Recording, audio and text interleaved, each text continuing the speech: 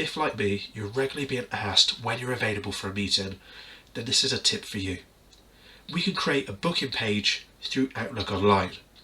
On that page, we can set up different meeting types of different durations and allow people from inside and outside our organisation to book a meeting with us. Once a person reaches that page, all they need to do is select the meeting type and they get a list of available dates and times that you're available. That's all pulled from your Outlook calendar.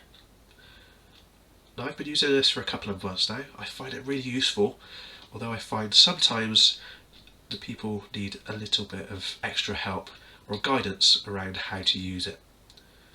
Let's take a look at how it's done. Okay, step one, you need Outlook Online.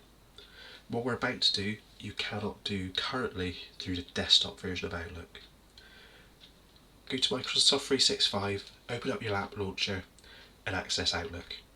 Once inside of Outlook, go to your calendar and in there we will see this option for go to my booking page. From here we can start to set up meeting types for people to choose what they want to book a meeting with you about. You can also customize this page. There's not much you can do with it, but you can add a banner or you can turn off the bookings page. To create a meeting type, you can choose for it to be public or private, and under each of those you have the option to add. So let's add a new meeting type. We give it a name. You can change the icon if you choose to, so you've got various options on there you can play around with. And then you can pull through your categories, so you can categorise this meeting once it's booked in against your Outlook categories. Now I've got the standard ones on here. You then add a description. It's important to add a description what this meeting type is for. So this allows the person responding or requesting the meeting to see why they should use this meeting versus one of the others. We can see it turns on automatically a Teams meeting, so it will be scheduled as a Teams meeting. We can add the duration, so we can select how long we want this meeting to be.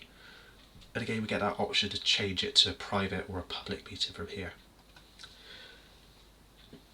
Now this looks into your Outlook calendar and it schedules these meetings based on your regular meeting hours, so your regular working hours. You can customise that and select a different range of time where you're available for meetings if you choose to. There's also some advanced options. We can add in some buffer time here, so we can put some time before and after that meeting. And we can also decide the lead time for this. So currently if we put this in place, as soon as it goes live, someone can book this meeting with me in an hour's time if I'm available. I tend to increase that to maybe a day or two, or maybe choose a custom field there. Once you're happy, you can click save, and then that creates that new meeting type, as we can see on the screen. Now to share this with people inside or outside of your organisation, we've got a couple of options. Under the share button, we can use the copy link option, we can share via email, or we can add it to our email signature. And I tend to include it in my email signature. If someone sends me a message in Teams, I might use the copy link option. Let's take a look at how this appears for the person that's requesting time with you. So if I paste that link into my browser, this is what the person at the other end is going to see. They can see there the public meetings that are available to them to book from. If they want to book a project meeting with me for a half-an-hour time slot, they can choose that one there. You can then see the dates and times that are available. So it's gone from today's date to 2 days from now. I can then choose a specific date, choose a time that's relevant for me. That time is taken from my Outlook calendar, so if I'm not free at 10:30, 10:30 won't show.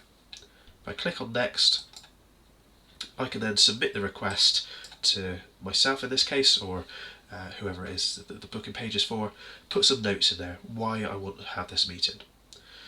This is one of the issues I found is, although people are using a booking request, they're not always putting a note in there why they want to book the meeting. So maybe encourage them to add those notes there. They can click book, that then sends the email invite, and it will be added to your calendar once you accept or reject it. Hopefully that's helped you. Good luck.